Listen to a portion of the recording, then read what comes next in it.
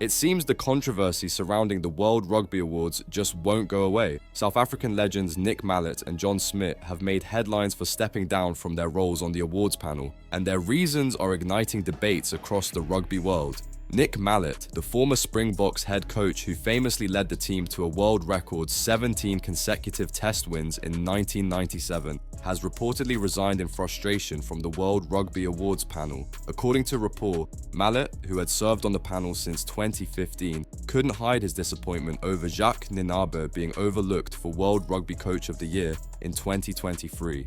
The awards should always be given to the boss of the World Cup winning team, Mallett reportedly argued. Instead, the honour went to Ireland's Andy Farrell, despite Nienaber guiding the Springboks to an incredible World Cup victory. For Mallett, this decision felt like a blatant dismissal of the significance of winning rugby's ultimate prize. His frustration isn't new either. Mallett was similarly unimpressed in 2015 when Michael Cheika won over New Zealand's Steve Hansen, who had just led the All Blacks to a World Cup triumph. The controversy didn't end there. This year, the panel made another contentious call, naming France 7's boss Jerome Dat as World Rugby Coach of the Year.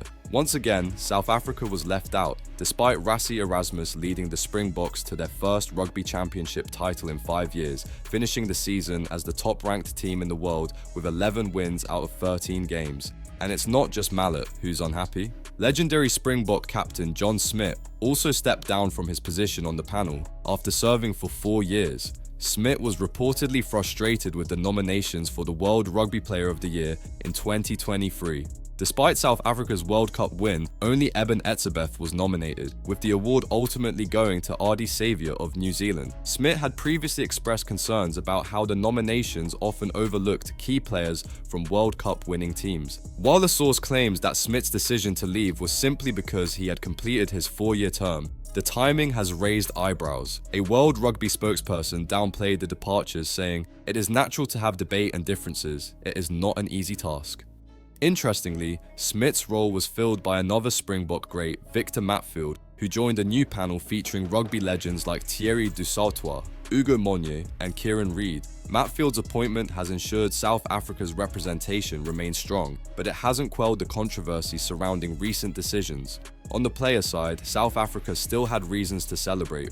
Peter Steph du Toit was crowned World Rugby Men's 15th Player of the Year, with Etzebeth and Cheslin Kolbe also receiving nominations. However, many fans and pundits feel the awards failed to fully recognise the Boks' dominance this season, particularly in relation to Oxenshire, who many felt should be named among the best. This debate strikes at the heart of what these awards represent. Should winning a World Cup automatically make a coach or player a frontrunner? Or do individual brilliance and year-long consistency carry more weight?